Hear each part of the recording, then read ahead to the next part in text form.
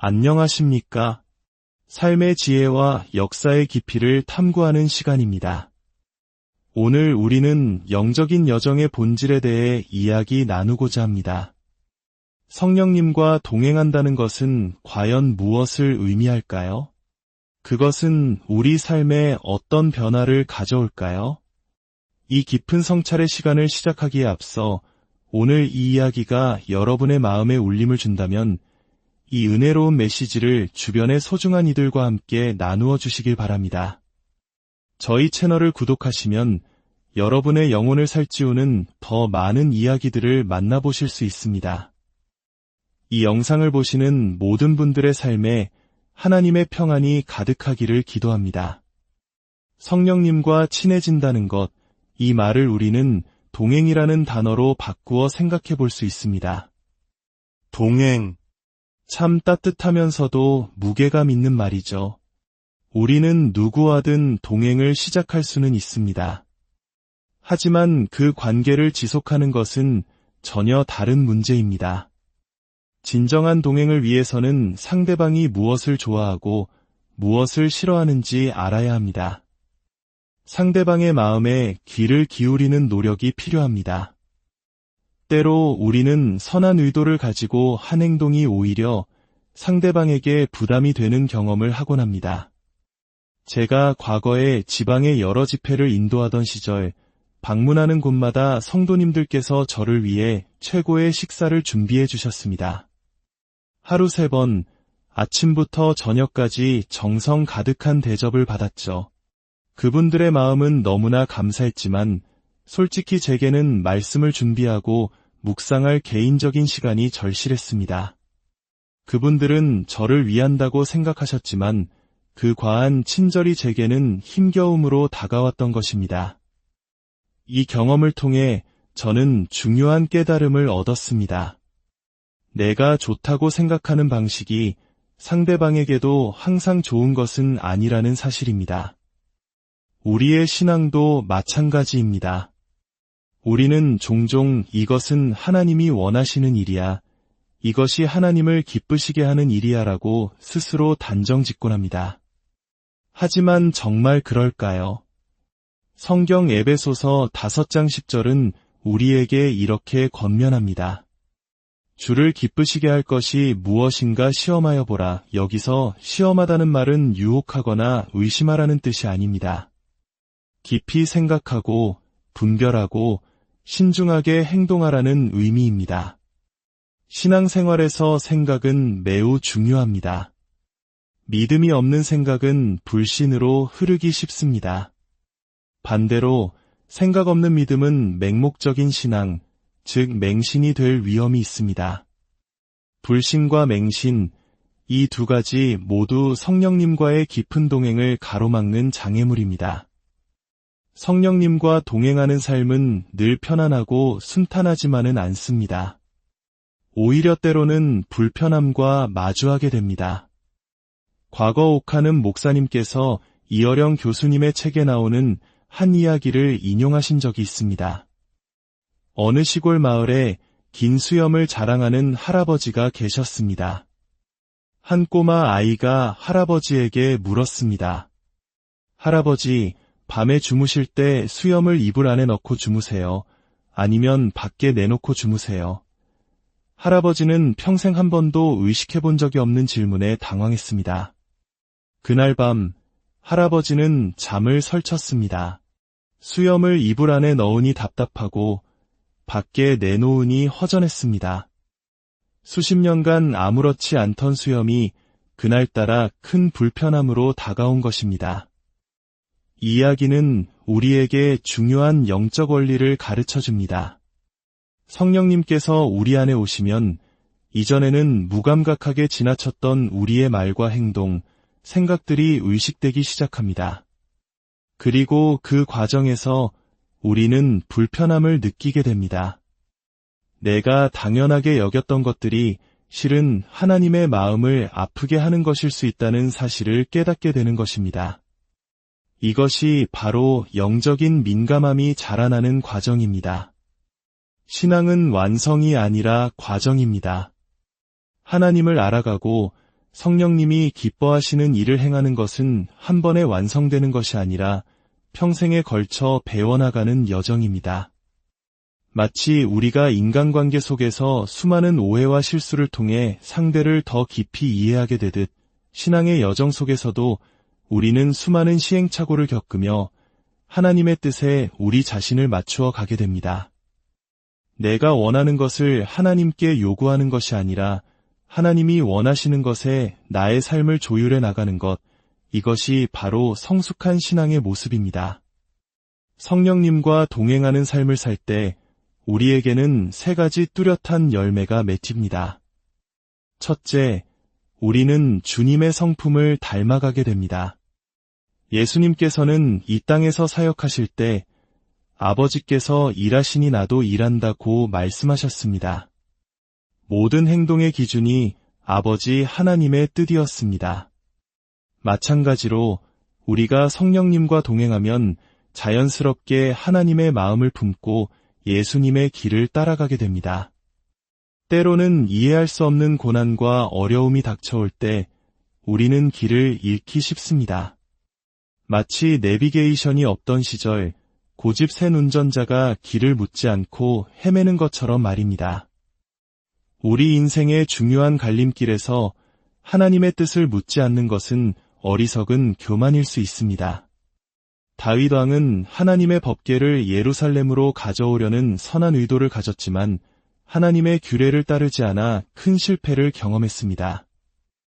이처럼 우리의 열심보다 중요한 것은 하나님의 방법을 따르는 순종입니다.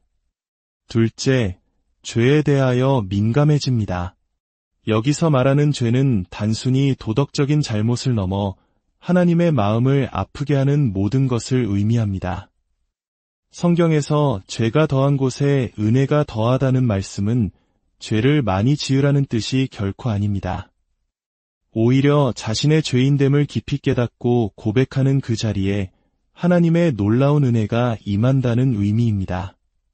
베드로가 예수님을 처음 만났을 때 주여, 나를 떠나소서, 나는 죄인이로소이다 라고 고백하자 주님은 그를 떠나신 것이 아니라 위대한 사도로 부르셨습니다. 선지자 이사야가 화로다, 나여, 망하게 되었도다라며 자신의 부정함을 탄식했을 때 하나님은 그의 입술을 정결하게 하시고 그를 위대한 선지자로 사용하셨습니다. 자신의 의로움을 내세우는 사람, 나는 술도 안 마시고 담배도 안 피우고 세상 유행도 따르지 않는 의로운 사람입니다. 라고 말하는 사람과 성령님이 동행하시기는 어렵습니다. 성령님은 우리의 의로움이 아니라 우리의 상한 심령 가운데 임하시기 때문입니다. 내 마음속에 불편함이 느껴진다면 그것은 성령님께서 내 안에서 근심하고 계시다는 신호일 수 있습니다. 셋째, 하나님을 향한 더 큰 갈망, 즉 기름 부으심에 대한 사모함이 생깁니다. 성령의 기름 부으심은 초자연적인 기적이나 현상을 위한 것이 아닙니다. 그 본질은 하나님과 끊임없이 교제하고 동행하기를 원하는 뜨거운 마음입니다. 우리가 누군가를 집에 초대할 때 입으로만 언제 한번 놀러와 라고 말하는 것과 진심으로 그를 위해 방을 깨끗이 청소하고 맛있는 음식을 준비하는 것은 하늘과 땅 차이입니다. 우리가 성령님, 제 안에 오세요 라고 기도하면서도 정작 우리 마음속에 온갖 죄악과 세상적인 욕심을 그대로 방치해 둔다면 그것은 진정한 초대가 아닌 립서비스에 불과할 것입니다. 성령님을 모시기 위해 내 삶에 불필요한 것들을 정리하고 내 삶의 패턴을 바꾸려는 결단이 필요합니다. 우리는 종종 이미 마음속으로 모든 결정을 내려놓고 그저 하나님의 확답을 받기 위해 기도할 때가 많습니다. 어떤 목사님이 있었습니다. 그는 현재 섬기는 교회에서 어려움을 겪던 중 풍요로운 하와이의 한 교회로부터 청빙 제안을 받았습니다. 그는 아내에게 이렇게 말했습니다. 여보, 당신은 짐을 싸시오. 나는 기도해 볼 테니 이것이 과연 열린 마음으로 하나님의 뜻을 구하는 기도일까요? 아닙니다. 이것은 자신의 욕망을 하나님의 뜻으로 포장하려는 자기 기만일 뿐입니다. 신앙의 여정은 내가 정해놓은 계획이 최선이 아님을 깨달아가는 과정입니다. 내 계획이 무너지고 내 뜻대로 되지 않을 때 바로 그때가 하나님의 음성을 가장 진지하게 들어야 할 시간입니다. 하나님은 때로 숨어 계시는 하나님처럼 느껴질 수 있습니다. 하지만 그분은 우리를 떠나신 것이 아니라 우리가 더욱 진지하게 당신을 찾기를 기다리고 계십니다. 야곱은 형을 피해 도망치던 절망적인 순간 이름 없는 광야의 한 곳에서 돌을 베고 잠들었다가 하나님을 만났습니다. 그는 그곳에서 하나님의 임재를 체험하고는 여호와께서 과연 여기 계시건을 내가 알지 못하였도다 라고 놀라워했습니다. 우리를 놀라게 하는 것은 하나님의 존재 유무가 아니라 바로 지금 내가 서 있는 이 평범하고 때로는 고통스러운 삶의 현장 한가운데 하나님이 함께 하신다는 사실입니다. 우리의 가정, 직장, 실패의 자리, 그 모든 곳이 하나님을 만나는 거룩한 장소가 될 수 있습니다. 팀 켈러 목사님은 탕부 하나님이라는 책에서 탕자의 비유를 새롭게 해석했습니다. 프라디겔이라는 단어는 낭비하는 이라는 뜻을 가지고 있습니다. 탕자는 재산을 낭비했지만 하나님 아버지는 아들의 죄와 허물에도 불구하고 자신의 사랑을 아낌없이 낭비하시는 분이라는 것입니다. 이것이 바로 은혜입니다. 우리의 자격이나 행위와 상관없이 실패하고 상처 입은 우리를 있는 모습 그대로 받아주시고 새로운 이야기를 써내려가시는 하나님의 무한한 사랑. 이것이 바로 우리에게 임하시는 성령님의 역사입니다. 성령 충만은 우리의 신실함에 대한 보상이 아닙니다. 그것은 실패한 우리 인생을 향한 하나님의 선물입니다. 내 힘으로 도저히 해결할 수 없는 문제 앞에서 절망할 때 하나님, 당신의 도우심이 없이는 저는 한 걸음도 나아갈 수 없습니다. 라고 간절히 부르짖을 때 성령님은 우리에게 선물처럼 찾아오십니다. 사랑하는 여러분, 여러분의 마음속에는 성령 충만을 향한 진정한 갈망이 있습니까? 아니면 세상의 성공과 안정을 향한 갈망이 더 큽니까?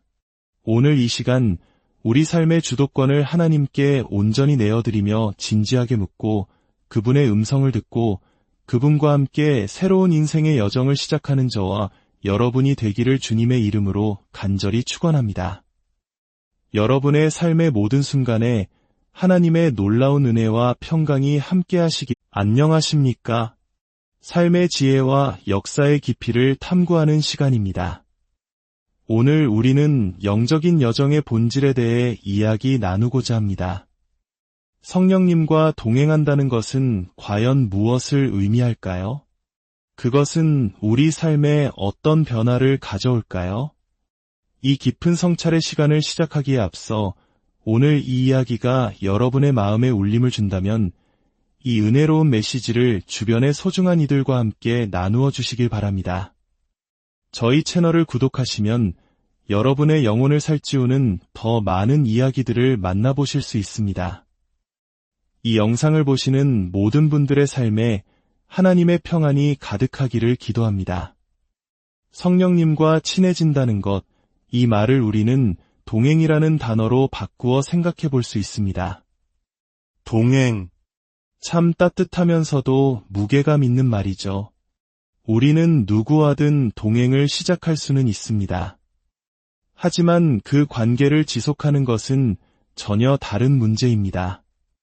진정한 동행을 위해서는 상대방이 무엇을 좋아하고 무엇을 싫어하는지 알아야 합니다. 상대방의 마음에 귀를 기울이는 노력이 필요합니다.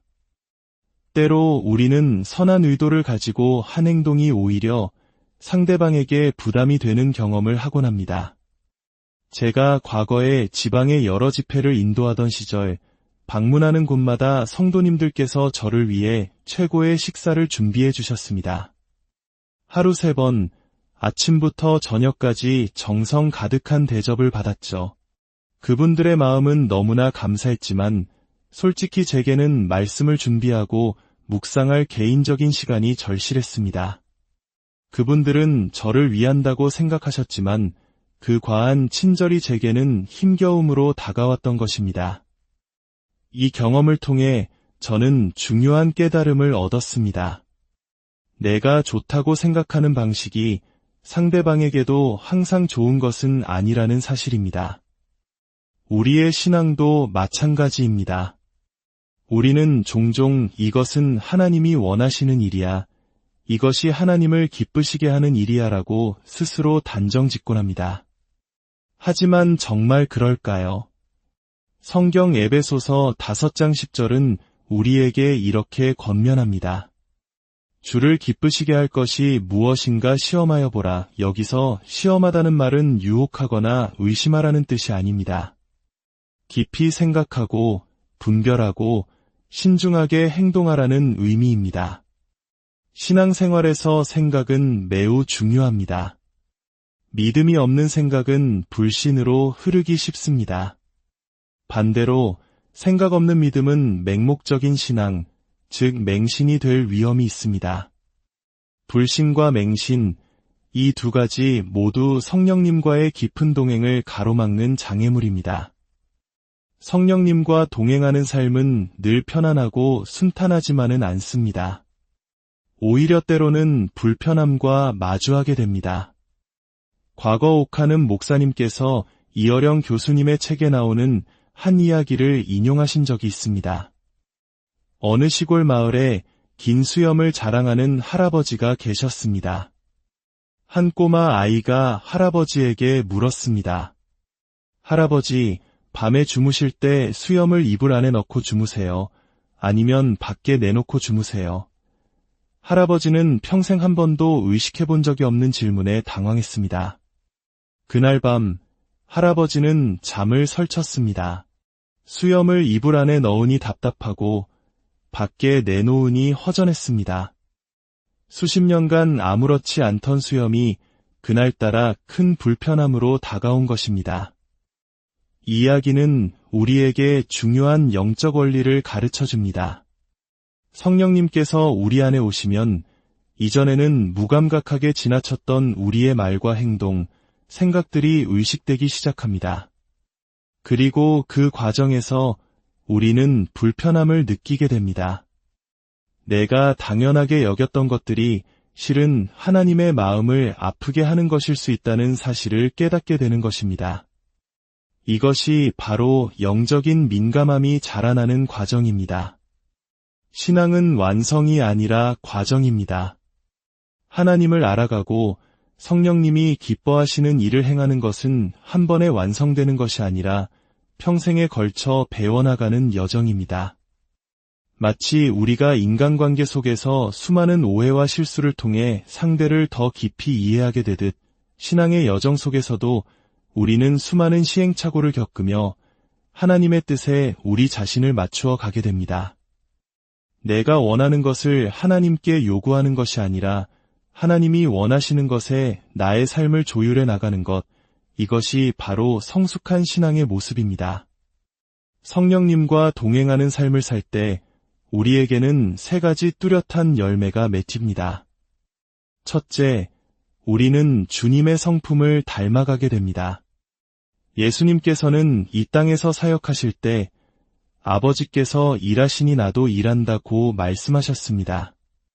모든 행동의 기준이 아버지 하나님의 뜻이었습니다.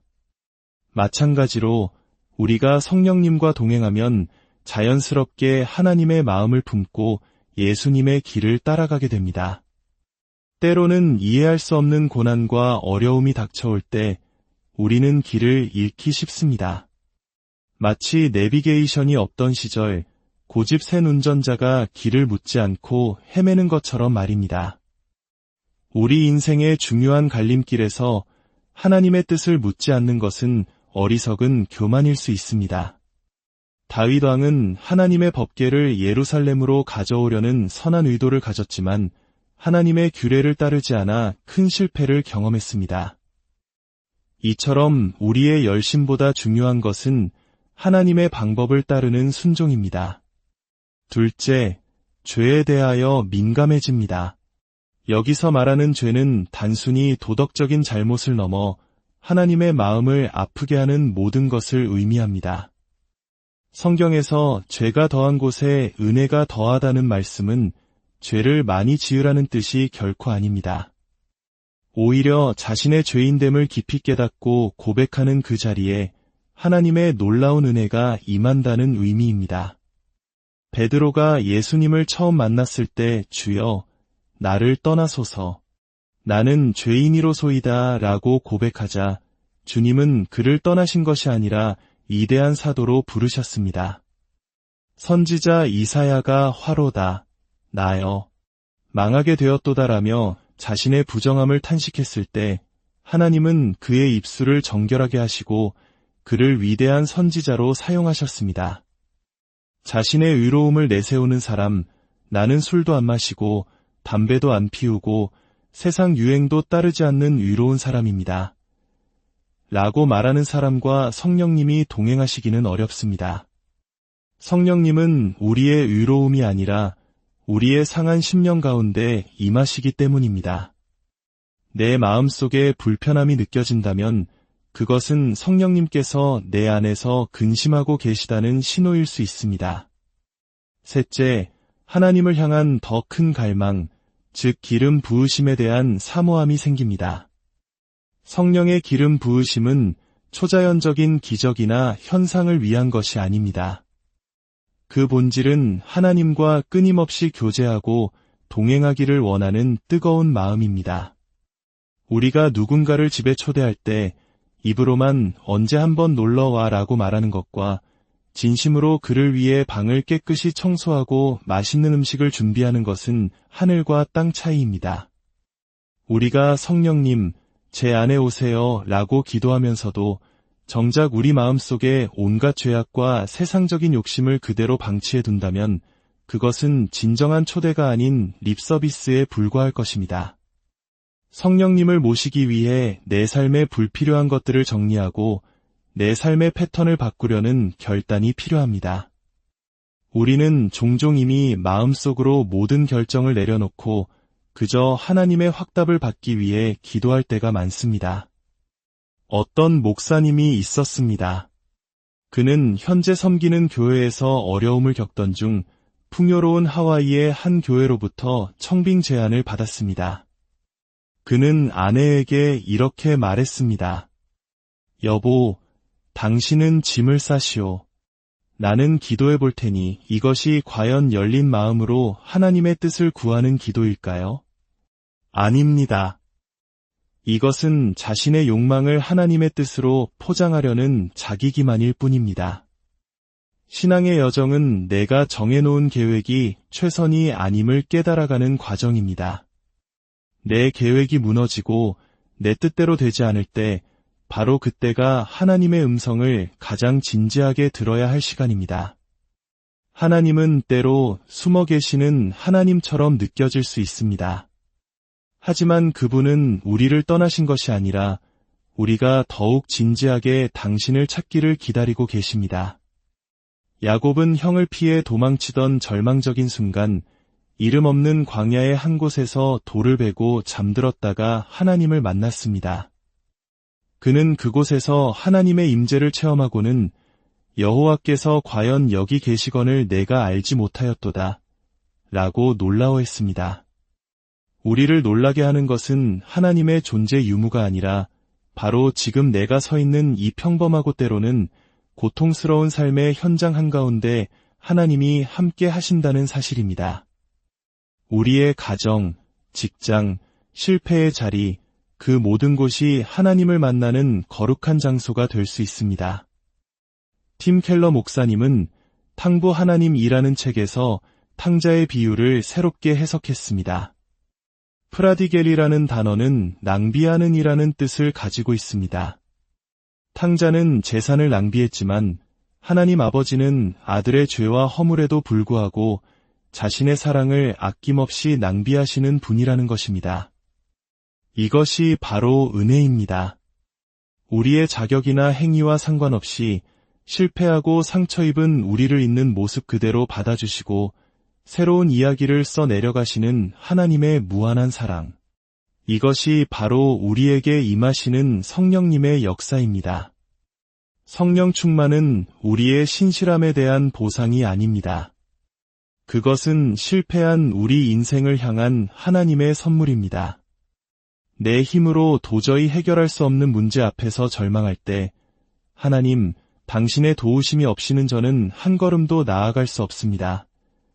라고 간절히 부르짖을 때 성령님은 우리에게 선물처럼 찾아오십니다. 사랑하는 여러분, 여러분의 마음속에는 성령 충만을 향한 진정한 갈망이 있습니까? 아니면 세상의 성공과 안정을 향한 갈망이 더 큽니까? 오늘 이 시간 우리 삶의 주도권을 하나님께 온전히 내어드리며 진지하게 묻고 그분의 음성을 듣고 그분과 함께 새로운 인생의 여정을 시작하는 저와 여러분이 되기를 주님의 이름으로 간절히 축원합니다. 여러분의 삶의 모든 순간에 하나님의 놀라운 은혜와 평강이 함께하시기 안녕하십니까? 삶의 지혜와 역사의 깊이를 탐구하는 시간입니다. 오늘 우리는 영적인 여정의 본질에 대해 이야기 나누고자 합니다. 성령님과 동행한다는 것은 과연 무엇을 의미할까요? 그것은 우리 삶에 어떤 변화를 가져올까요?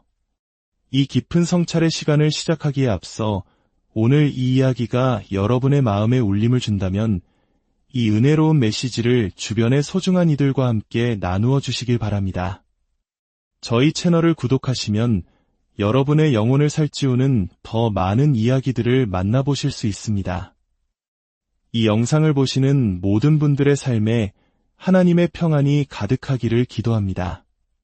성령님과 친해진다는 것, 이 말을 우리는 동행이라는 단어로 바꾸어 생각해 볼 수 있습니다. 동행. 참 따뜻하면서도 무게감 있는 말이죠. 우리는 누구와든 동행을 시작할 수는 있습니다. 하지만 그 관계를 지속하는 것은 전혀 다른 문제입니다. 진정한 동행을 위해서는 상대방이 무엇을 좋아하고 무엇을 싫어하는지 알아야 합니다. 상대방의 마음에 귀를 기울이는 노력이 필요합니다. 때로 우리는 선한 의도를 가지고 한 행동이 오히려 상대방에게 부담이 되는 경험을 하곤 합니다. 제가 과거에 지방의 여러 집회를 인도하던 시절 방문하는 곳마다 성도님들께서 저를 위해 최고의 식사를 준비해 주셨습니다. 하루 3번, 아침부터 저녁까지 정성 가득한 대접을 받았죠. 그분들의 마음은 너무나 감사했지만 솔직히 제게는 말씀을 준비하고 묵상할 개인적인 시간이 절실했습니다. 그분들은 저를 위한다고 생각하셨지만 그 과한 친절이 제게는 힘겨움으로 다가왔던 것입니다. 이 경험을 통해 저는 중요한 깨달음을 얻었습니다. 내가 좋다고 생각하는 방식이 상대방에게도 항상 좋은 것은 아니라는 사실입니다. 우리의 신앙도 마찬가지입니다. 우리는 종종 이것은 하나님이 원하시는 일이야, 이것이 하나님을 기쁘시게 하는 일이야 라고 스스로 단정짓곤 합니다. 하지만 정말 그럴까요? 성경 에베소서 5장 10절은 우리에게 이렇게 권면합니다.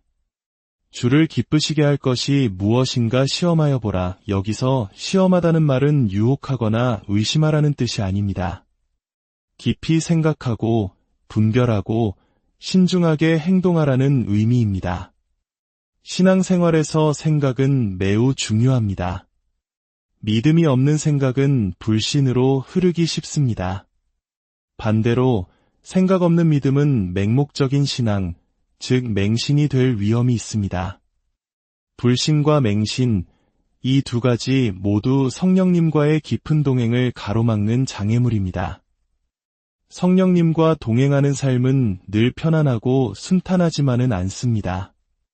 오히려 때로는 불편함과 마주하게 됩니다. 과거 옥하는 목사님께서 이어령 교수님의 책에 나오는 한 이야기를 인용하신 적이 있습니다. 어느 시골 마을에 긴 수염을 자랑하는 할아버지가 계셨습니다. 한 꼬마 아이가 할아버지에게 물었습니다. 할아버지, 밤에 주무실 때 수염을 이불 안에 넣고 주무세요. 아니면 밖에 내놓고 주무세요. 할아버지는 평생 한 번도 의식해 본 적이 없는 질문에 당황했습니다. 그날 밤, 할아버지는 잠을 설쳤습니다. 수염을 이불 안에 넣으니 답답하고 밖에 내놓으니 허전했습니다. 수십 년간 아무렇지 않던 수염이 그날따라 큰 불편함으로 다가온 것입니다. 이 이야기는 우리에게 중요한 영적 원리를 가르쳐 줍니다. 성령님께서 우리 안에 오시면 이전에는 무감각하게 지나쳤던 우리의 말과 행동, 생각들이 의식되기 시작합니다.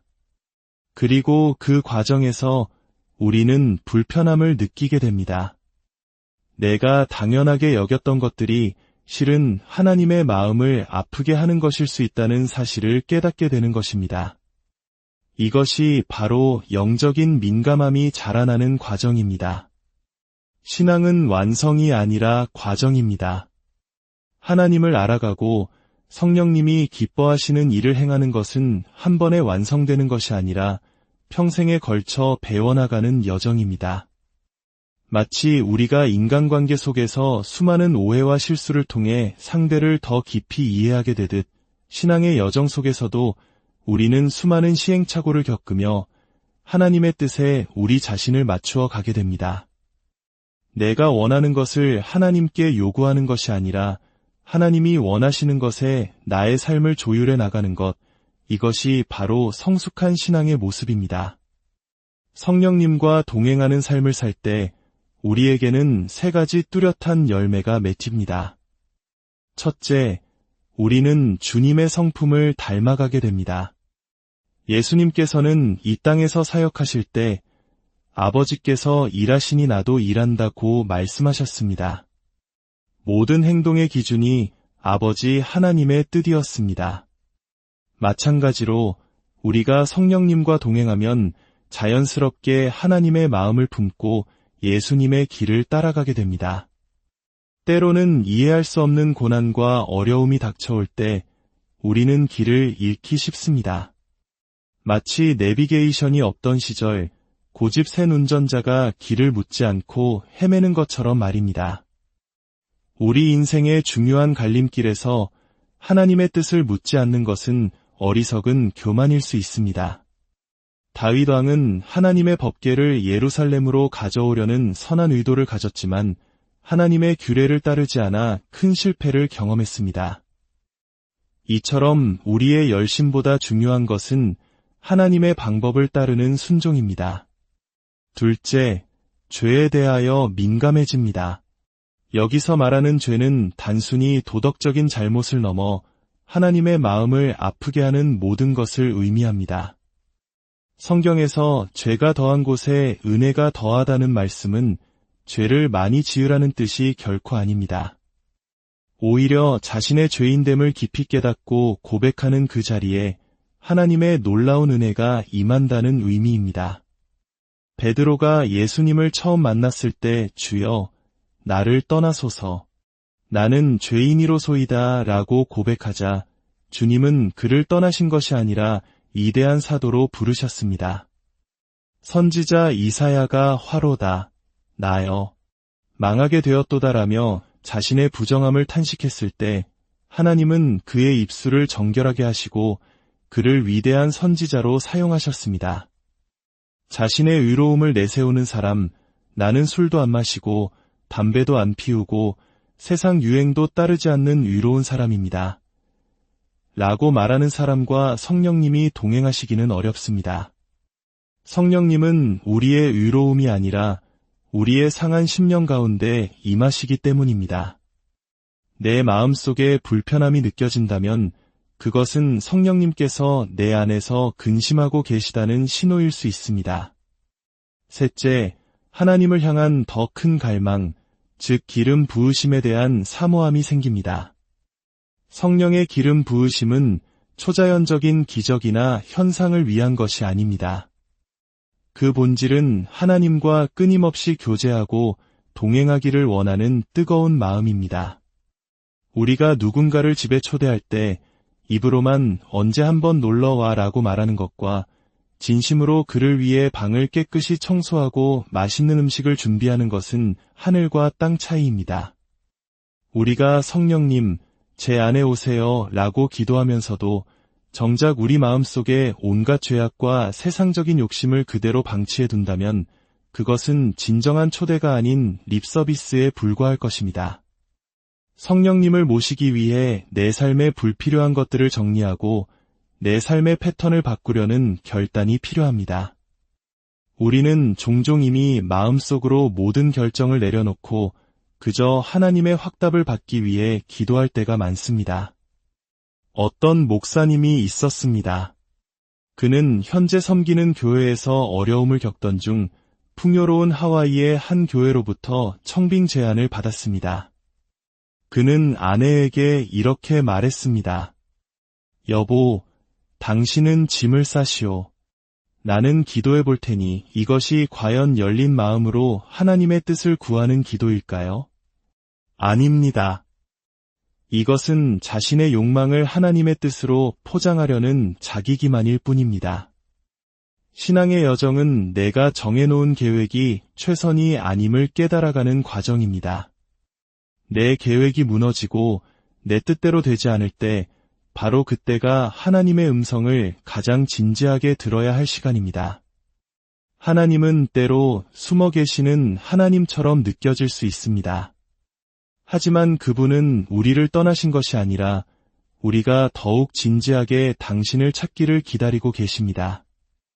야곱은 형을 피해 도망치던 절망적인 순간 이름 없는 광야의 한 곳에서 돌을 베고 잠들었다가 하나님을 만났습니다. 그는 그곳에서 하나님의 임재를 체험하고는 여호와께서 과연 여기 계시건을 내가 알지 못하였도다 라고 놀라워했습니다. 우리를 놀라게 하는 것은 하나님의 존재 유무가 아니라 바로 지금 내가 서 있는 이 평범하고 때로는 고통스러운 삶의 현장 한가운데 하나님이 함께 하신다는 사실입니다. 우리의 가정, 직장, 실패의 자리, 그 모든 곳이 하나님을 만나는 거룩한 장소가 될 수 있습니다. 팀 켈러 목사님은 탕부 하나님이라는 책에서 탕자의 비유를 새롭게 해석했습니다. 프라디겔이라는 단어는 낭비하는 이라는 뜻을 가지고 있습니다. 탕자는 재산을 낭비했지만 하나님 아버지는 아들의 죄와 허물에도 불구하고 자신의 사랑을 아낌없이 낭비하시는 분이라는 것입니다. 이것이 바로 은혜입니다. 우리의 자격이나 행위와 상관없이 실패하고 상처 입은 우리를 있는 모습 그대로 받아주시고 새로운 이야기를 써 내려가시는 하나님의 무한한 사랑. 이것이 바로 우리에게 임하시는 성령님의 역사입니다. 성령 충만은 우리의 신실함에 대한 보상이 아닙니다. 그것은 실패한 우리 인생을 향한 하나님의 선물입니다. 내 힘으로 도저히 해결할 수 없는 문제 앞에서 절망할 때 하나님, 당신의 도우심이 없이는 저는 한 걸음도 나아갈 수 없습니다. 라고 간절히 부르짖을 때 성령님은 우리에게 선물처럼 찾아오십니다. 사랑하는 여러분, 여러분의 마음속에는 성령 충만을 향한 진정한 갈망이 있습니까? 아니면 세상의 성공과 안정을 향한 갈망이 더 큽니까? 오늘 이 시간 우리 삶의 주도권을 하나님께 온전히 내어드리며 진지하게 묻고 그분의 음성을 듣고 그분과 함께 새로운 인생의 여정을 시작하는 저와 여러분이 되기를 주님의 이름으로 간절히 축원합니다. 여러분의 삶의 모든 순간에 하나님의 놀라운 은혜와 평강이 함께하시기 안녕하십니까? 삶의 지혜와 역사의 깊이를 탐구하는 시간입니다. 오늘 우리는 영적인 여정의 본질에 대해 이야기 나누고자 합니다. 성령님과 동행한다는 것은 과연 무엇을 의미할까요? 그것은 우리 삶에 어떤 변화를 가져올까요? 이 깊은 성찰의 시간을 시작하기에 앞서 오늘 이 이야기가 여러분의 마음에 울림을 준다면 이 은혜로운 메시지를 주변의 소중한 이들과 함께 나누어 주시길 바랍니다. 저희 채널을 구독하시면 여러분의 영혼을 살찌우는 더 많은 이야기들을 만나보실 수 있습니다. 이 영상을 보시는 모든 분들의 삶에 하나님의 평안이 가득하기를 기도합니다. 성령님과 친해진다는 것, 이 말을 우리는 동행이라는 단어로 바꾸어 생각해 볼 수 있습니다. 동행. 참 따뜻하면서도 무게감 있는 말이죠. 우리는 누구와든 동행을 시작할 수는 있습니다. 하지만 그 관계를 지속하는 것은 전혀 다른 문제입니다. 진정한 동행을 위해서는 상대방이 무엇을 좋아하고 무엇을 싫어하는지 알아야 합니다. 상대방의 마음에 귀를 기울이는 노력이 필요합니다. 때로 우리는 선한 의도를 가지고 한 행동이 오히려 상대방에게 부담이 되는 경험을 하곤 합니다. 제가 과거에 지방의 여러 집회를 인도하던 시절 방문하는 곳마다 성도님들께서 저를 위해 최고의 식사를 준비해 주셨습니다. 하루 3번, 아침부터 저녁까지 정성 가득한 대접을 받았죠. 그분들의 마음은 너무나 감사했지만 솔직히 제게는 말씀을 준비하고 묵상할 개인적인 시간이 절실했습니다. 그분들은 저를 위한다고 생각하셨지만 그 과한 친절이 제게는 힘겨움으로 다가왔던 것입니다. 이 경험을 통해 저는 중요한 깨달음을 얻었습니다. 내가 좋다고 생각하는 방식이 상대방에게도 항상 좋은 것은 아니라는 사실입니다. 우리의 신앙도 마찬가지입니다. 우리는 종종 이것은 하나님이 원하시는 일이야, 이것이 하나님을 기쁘시게 하는 일이야 라고 스스로 단정짓곤 합니다. 하지만 정말 그럴까요? 성경 에베소서 5장 10절은 우리에게 이렇게 권면합니다. 주를 기쁘시게 할 것이 무엇인가 시험하여 보라. 여기서 시험하다는 말은 유혹하거나 의심하라는 뜻이 아닙니다. 깊이 생각하고 분별하고 신중하게 행동하라는 의미입니다. 신앙생활에서 생각은 매우 중요합니다. 믿음이 없는 생각은 불신으로 흐르기 쉽습니다. 반대로 생각 없는 믿음은 맹목적인 신앙, 즉 맹신이 될 위험이 있습니다. 불신과 맹신, 이 두 가지 모두 성령님과의 깊은 동행을 가로막는 장애물입니다. 성령님과 동행하는 삶은 늘 편안하고 순탄하지만은 않습니다. 오히려 때로는 불편함과 마주하게 됩니다. 과거 옥하는 목사님께서 이어령 교수님의 책에 나오는 한 이야기를 인용하신 적이 있습니다. 어느 시골 마을에 긴 수염을 자랑하는 할아버지가 계셨습니다. 한 꼬마 아이가 할아버지에게 물었습니다. 할아버지, 밤에 주무실 때 수염을 이불 안에 넣고 주무세요? 아니면 밖에 내놓고 주무세요? 할아버지는 평생 한 번도 의식해 본 적이 없는 질문에 당황했습니다. 그날 밤, 할아버지는 잠을 설쳤습니다. 수염을 이불 안에 넣으니 답답하고 밖에 내놓으니 허전했습니다.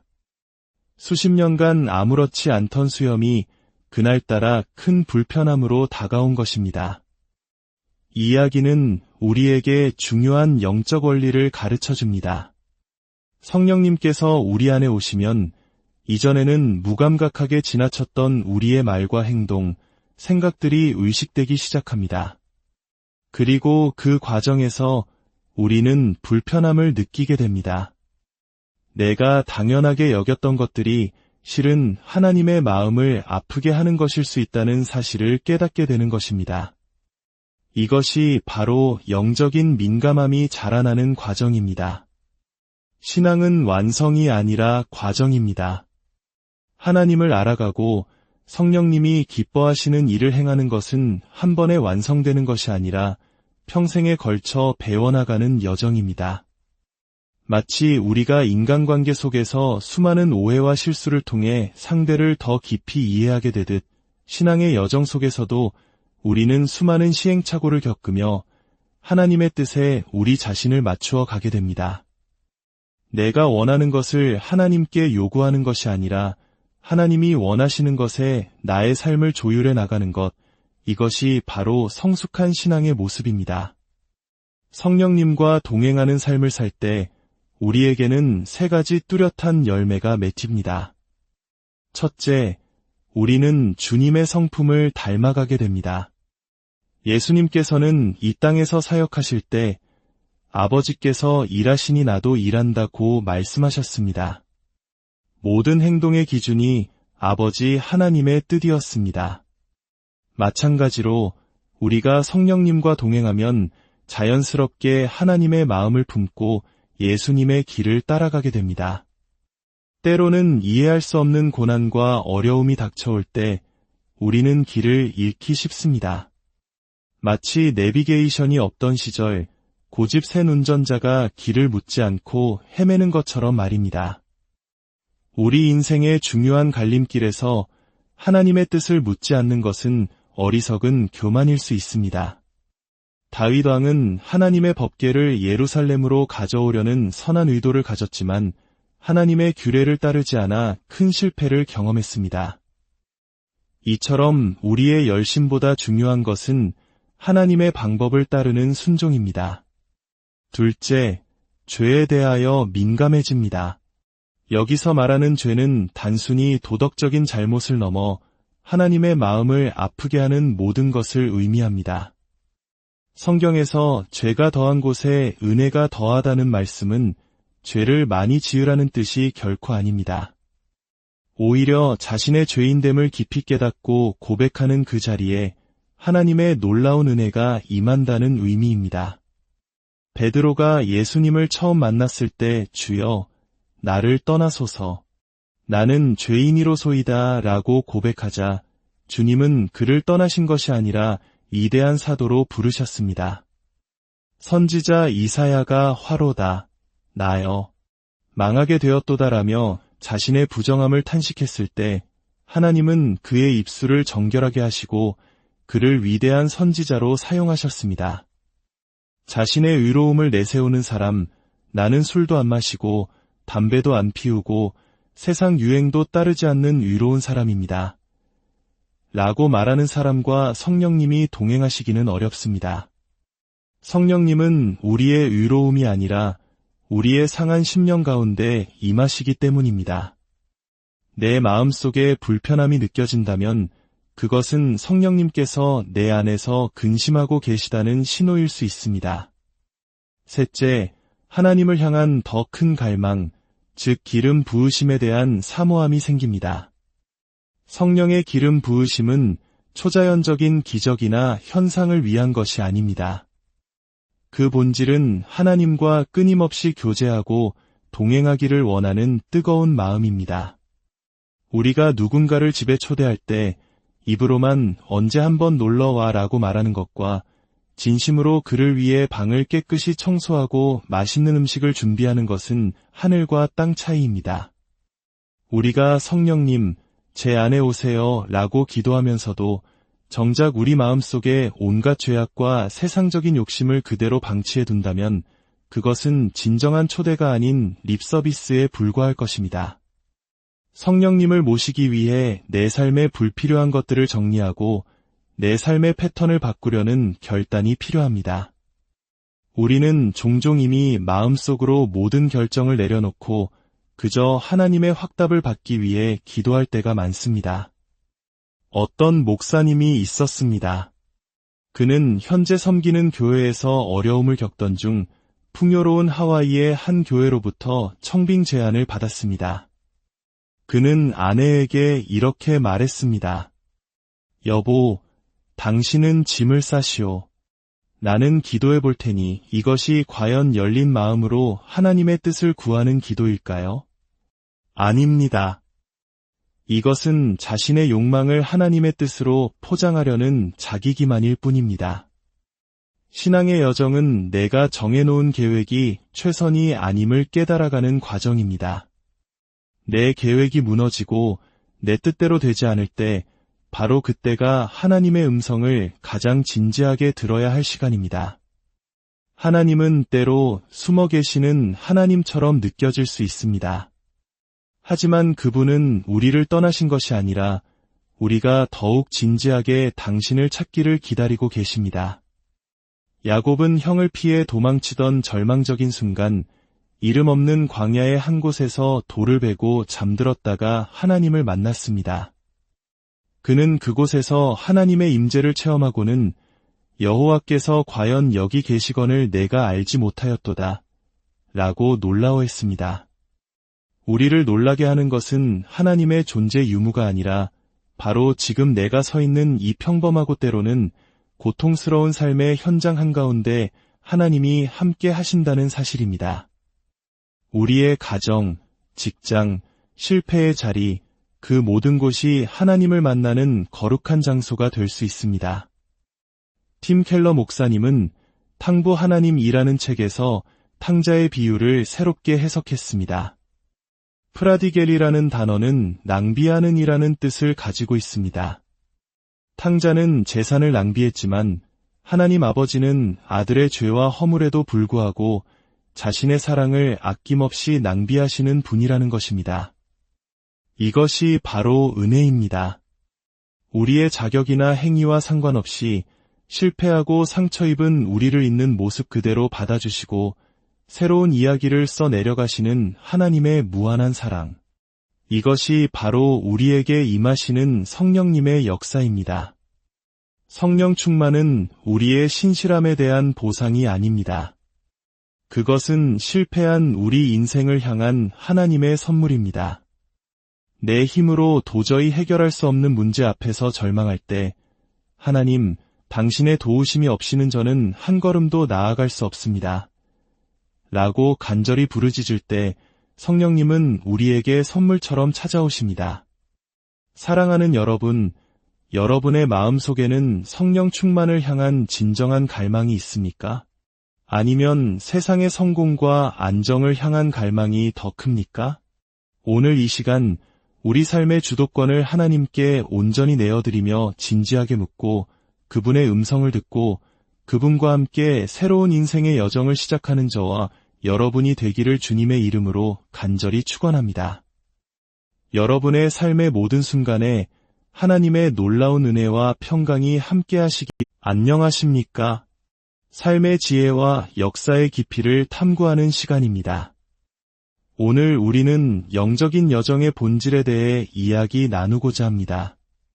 성령님과 동행한다는 것은 과연 무엇을 의미할까요? 그것은 우리 삶에 어떤 변화를 가져올까요? 이 깊은 성찰의 시간을 시작하기에 앞서 오늘 이 이야기가 여러분의 마음에 울림을 준다면 이 은혜로운 메시지를 주변의 소중한 이들과 함께 나누어 주시길 바랍니다.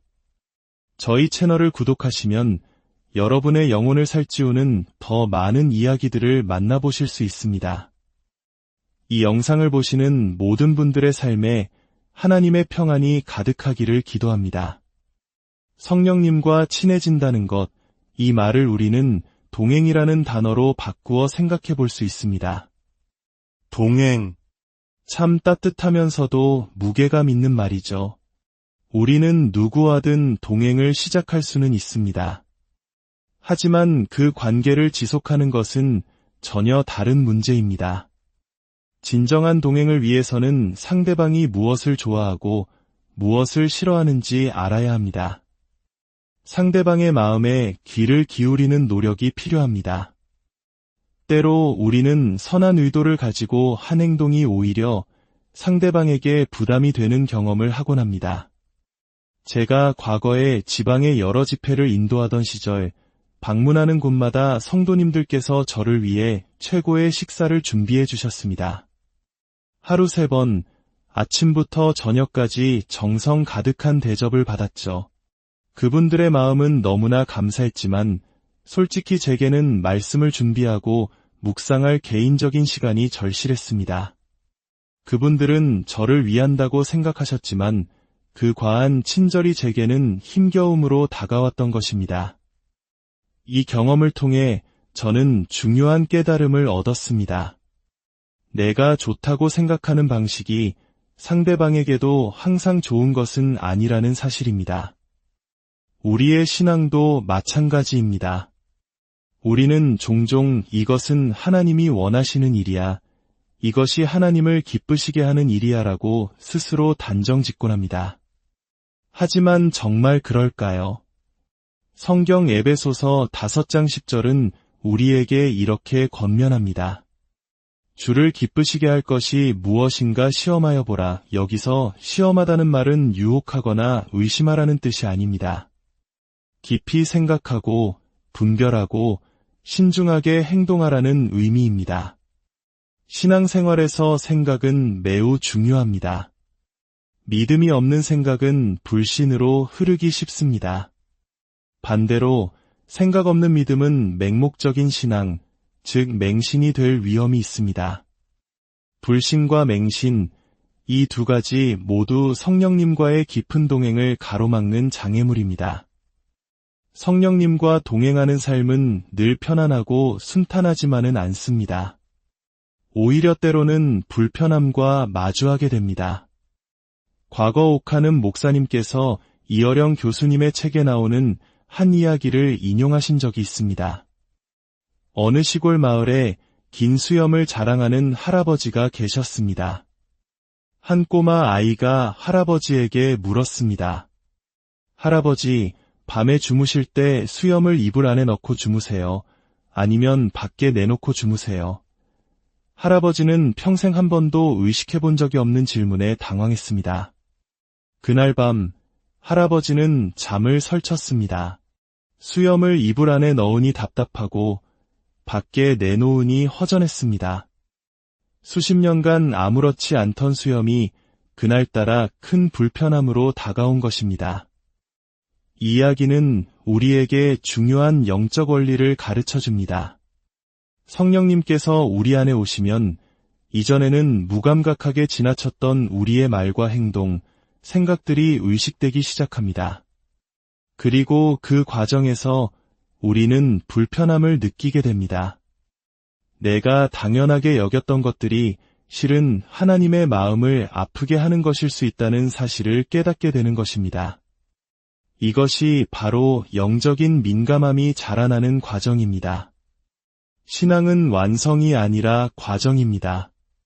하나님을 알아가고 성령님이 기뻐하시는 일을 행하는 것은 한 번에 완성되는 것이 아니라 평생에 걸쳐 배워나가는 여정입니다. 마치 우리가 인간관계 속에서 수많은 오해와 실수를 통해 상대를 더 깊이 이해하게 되듯 신앙의 여정 속에서도 우리는 수많은 시행착오를 겪으며 하나님의 뜻에 우리 자신을 맞추어 가게 됩니다. 내가 원하는 것을 하나님께 요구하는 것이 아니라 하나님이 원하시는 것에 나의 삶을 조율해 나가는 것, 이것이 바로 성숙한 신앙의 모습입니다. 성령님과 동행하는 삶을 살 때 우리에게는 세 가지 뚜렷한 열매가 맺힙니다. 첫째, 우리는 주님의 성품을 닮아가게 됩니다. 예수님께서는 이 땅에서 사역하실 때 아버지께서 일하시니 나도 일한다고 말씀하셨습니다. 모든 행동의 기준이 아버지 하나님의 뜻이었습니다. 마찬가지로 우리가 성령님과 동행하면 자연스럽게 하나님의 마음을 품고 예수님의 길을 따라가게 됩니다. 때로는 이해할 수 없는 고난과 어려움이 닥쳐올 때 우리는 길을 잃기 쉽습니다. 마치 내비게이션이 없던 시절 고집센 운전자가 길을 묻지 않고 헤매는 것처럼 말입니다. 우리 인생의 중요한 갈림길에서 하나님의 뜻을 묻지 않는 것은 어리석은 교만일 수 있습니다. 다윗 왕은 하나님의 법궤를 예루살렘으로 가져오려는 선한 의도를 가졌지만 하나님의 규례를 따르지 않아 큰 실패를 경험했습니다.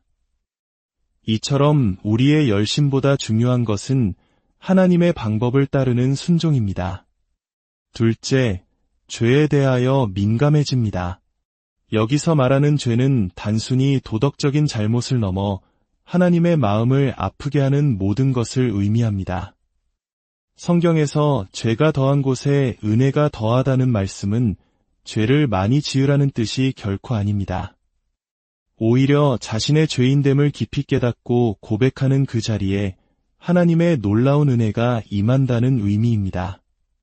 베드로가 예수님을 처음 만났을 때 주여, 나를 떠나소서, 나는 죄인이로소이다 라고 고백하자 주님은 그를 떠나신 것이 아니라 위대한 사도로 부르셨습니다.